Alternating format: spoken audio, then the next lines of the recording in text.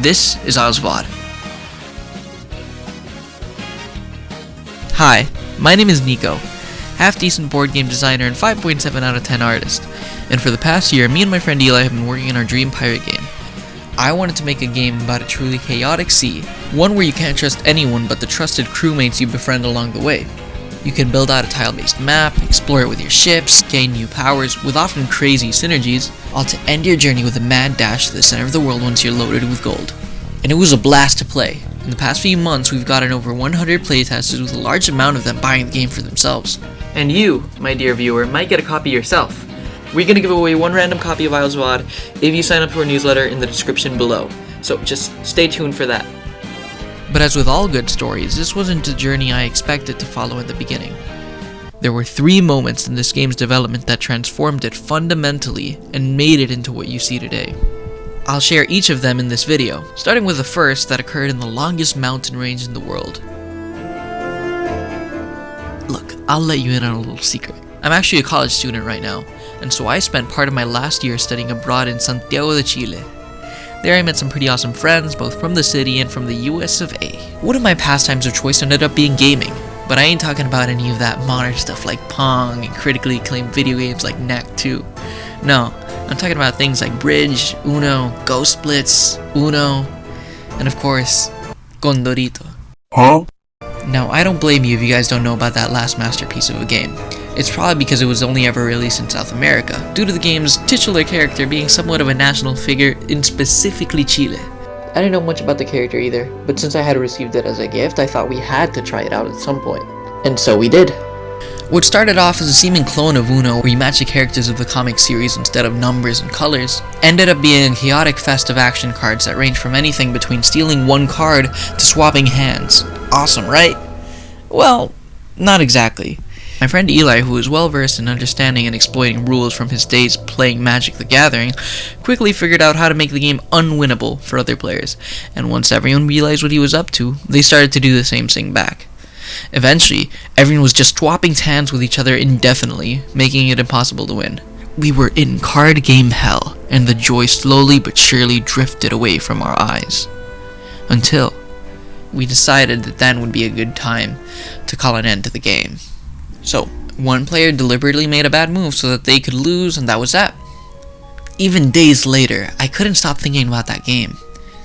Something about the mechanics and the way that I saw Eli exploit them so easily made me want to solve it, and think of ways it could be fixed and not incentivize players to stall out the game indefinitely. I never found a specific solution for Condorito, but it did inspire me to make a game of my own, one that could last.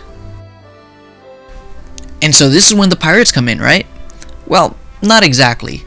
You see, my first idea for a board game had nothing to do with the high seas. I imagined a world of cops and robbers. It would be a 2-player asymmetrical game where one would need to explore a labyrinth-like structure, while the other would chase him down and force him back to the start.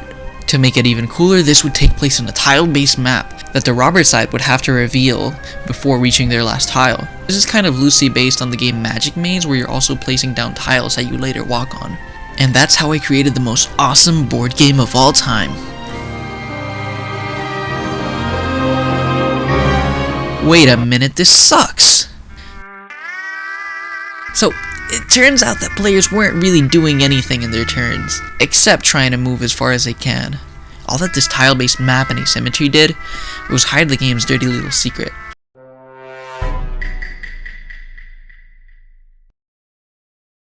I wanted to give something that gave players interesting choices and potential to outthink their opponents.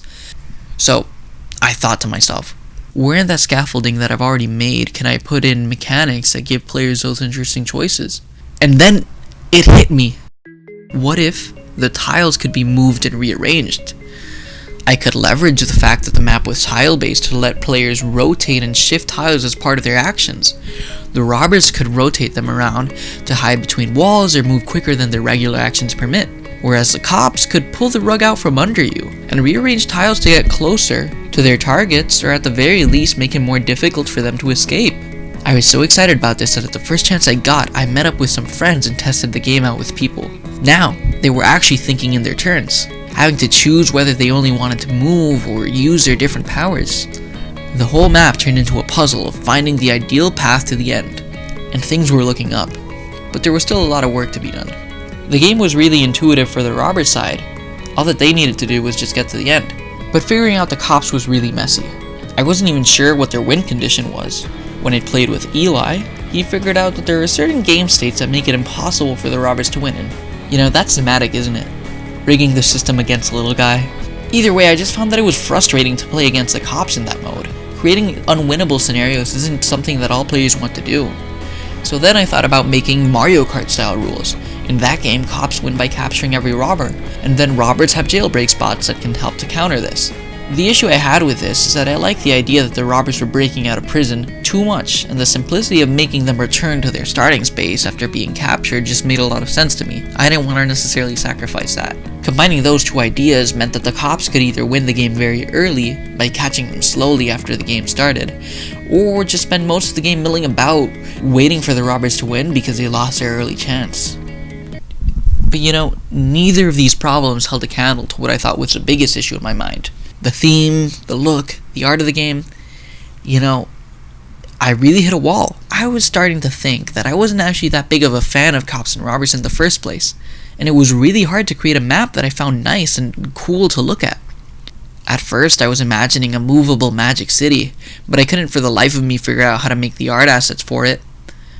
Nothing, and I mean nothing, was making sense, because things were never connecting in the way that they should. The whole city just kind of ended up looking ugly. No pictures of it survive to this day. After weeks of painful work creating art that went nowhere and running into more and more problems trying to balance the two roles, I felt lost. One night I remember I was so frustrated with the project that I decided to give up. I sunkenly sat on my bed, opened my laptop, and restarted a show I had stopped watching long ago. On a whim, I put on One Piece. And then the heavens parted and the third revelation came to me. It was as God himself fell from the sky and whispered these words to me.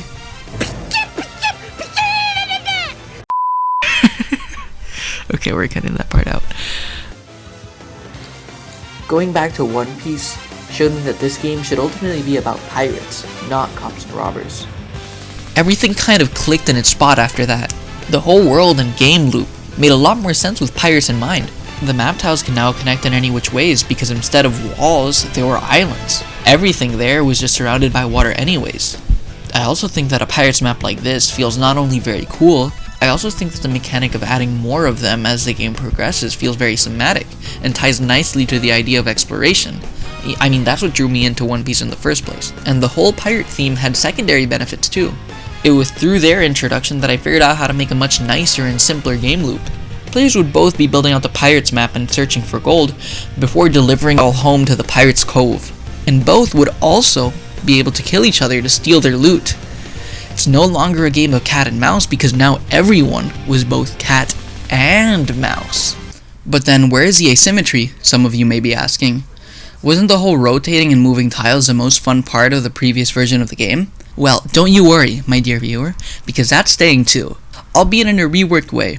You see, the general idea of pirates wasn't actually the only thing I took from One Piece.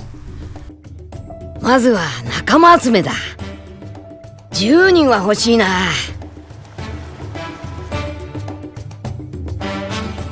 I introduce you to the crewmate system. On the map, you could also recruit crewmates on specific islands, each of them a unique character with its own power and archetype. The rotating character turned into the Sea Witch, who would be able to literally turn the tide somewhere and shift the island's geography with your pirate ship alongside it. The one that moved tiles was a cartographer, who could be considered as a narrator of this whole adventure, and thus could take some creative liberties when editing the map with his quill. I also added more characters like the land shark, who could hold on to your ship and use islands as highways. This was the idea that I ended up sticking with, and it's ultimately the basis for the game I have today. That was really the beginning of the Isles of Odd. Of course, the story still isn't over. I could talk for days about the development process for this game, and the many issues I ran into later on. But I think there's time to tell all that in future videos. If this one does well, I'll post more devlogs with stuff on the future. But for now, I need to ask you guys a huge favor. I'm looking to launch this game on Kickstarter this year, but to do that I need to gauge interest in it. If you guys want a copy for yourself, or just looking to stay up to date on an interesting project, please follow my newsletter, link in the description, or subscribe to the channel. Give this video a like, comment on it, all of that YouTuber stuff. It would mean the world for me to get Isles VOD beyond just my local audience. And this is just a hunch, but it'd probably be pretty fun for you guys too. I'm Nico, this is Oddboard Games, and I'll see you around.